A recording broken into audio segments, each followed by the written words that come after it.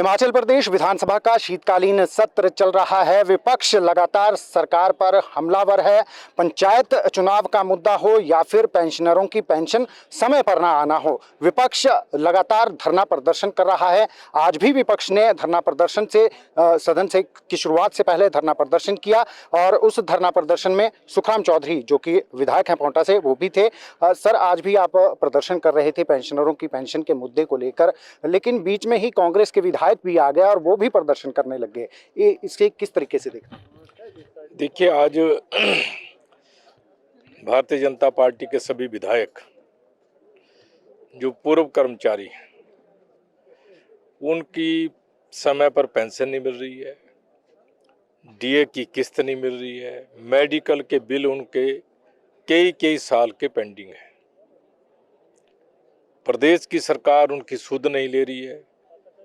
जब आदमी एज्ड हो जाता है, बहुत सी बीमारियां उसको लग जाती हैं, बहुत से मेडिकल की उसको सहारा जरूरत पड़ती है।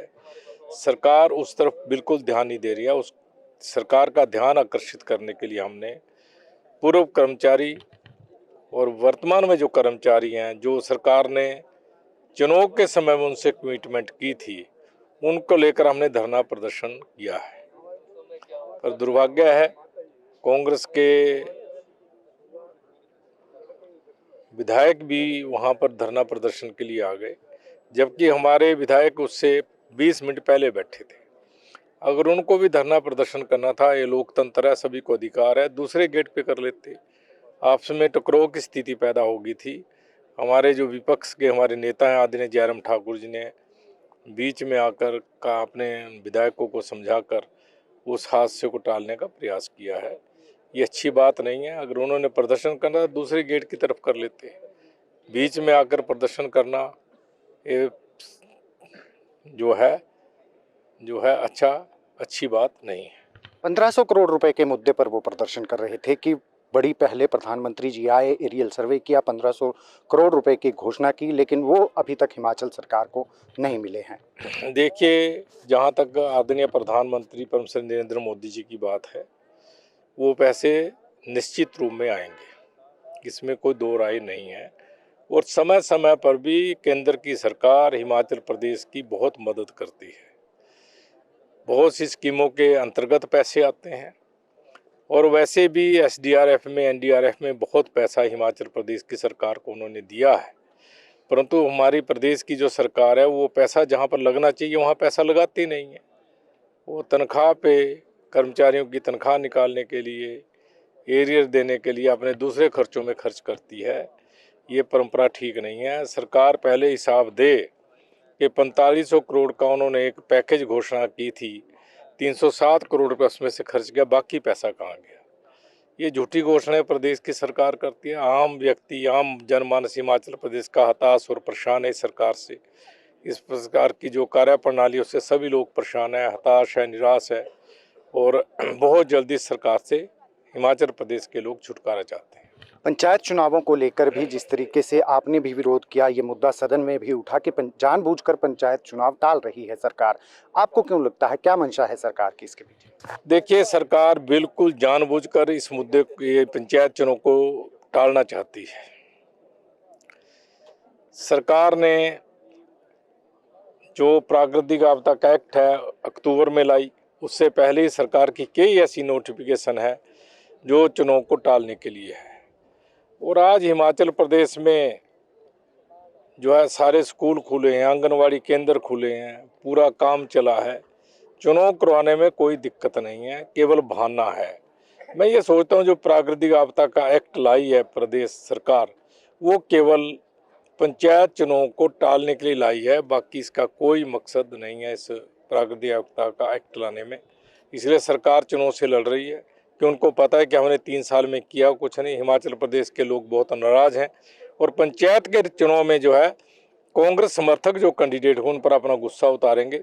इसलिए सरकार चाहते है जितना डिले किया जाए ऐसा वातावरण बनाया जाए ताकि हमारे पक्ष में लोग वातावरण बने। ये सारा सुनियोजित तरीके से सरकार इस चुनाव को टालना चाहती है। नेगी जी से भी आप लोग नाराज हैं। आप फैसला लिया गया है कि जब वो बोलेंगे तब हम सदन में नहीं रहेंगे, नाराजगी क्यों है?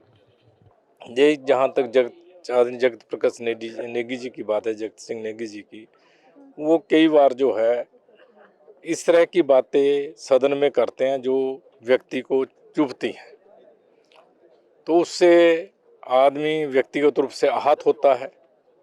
उनकी बात में इतनी कड़वाहट होती है और वो आउट ऑफ वे जाकर बोलते हैं, इसलिए उनकी बात जो है वो आम जो हमारे विधायक हैं उनको जो है आहत करती है।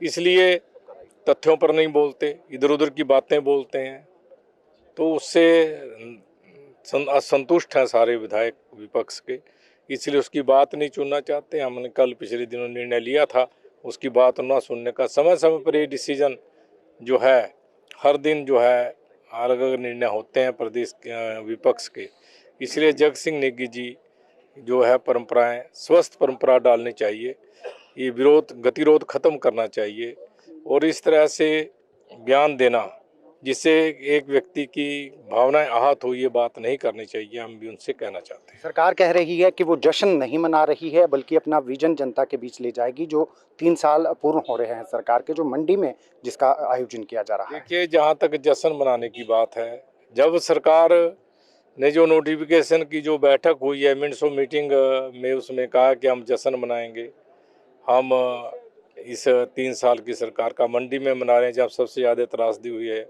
और प्राकृतिक आपदा का पैसा उसके ऊपर खर्च करेंगे, अच्छी बात नहीं है। इसलिए सरकार की कथनी और करनी में बहुत ज़्यादा फर्क है। सरकार अपनी बातों में अपने आप उलझ रही है, अपने आप सार का घेराव हो रहा है। इसलिए जब प्रदेश इस तरह की प्राकृतिक आपदा में आज डूबा है, फेस कर रहा है, तो इनको जो है 3 साल का जश्न छोड़ देना चाहिए। 3 साल के जश्न पे जो सरकार पैसा खर्च करेगी वो लोगों के ऊपर खर्च करना चाहिए ताकि लोगों को राहत मिल सके। बहुत बहुत शुक्रिया। Thank you. तो ये थे हमारे साथ विधायक सुखराम चौधरी जी, जिन्होंने कहा कि जो पैसा जश्न पर खर्च होना है, अपने कार्यकाल 3 साल का कार्यकाल पूर्ण करने पर जो सरकार ने जश्न रखा है मंडी में, उस पर जो पैसा खर्च होना है वो आपदा प्रभावितों को दिया जाना चाहिए। दैनिक सवेरा टीवी के लिए धर्मशाला से कैमरामैन DC भारद्वाज के साथ गजेंद्र शर्मा।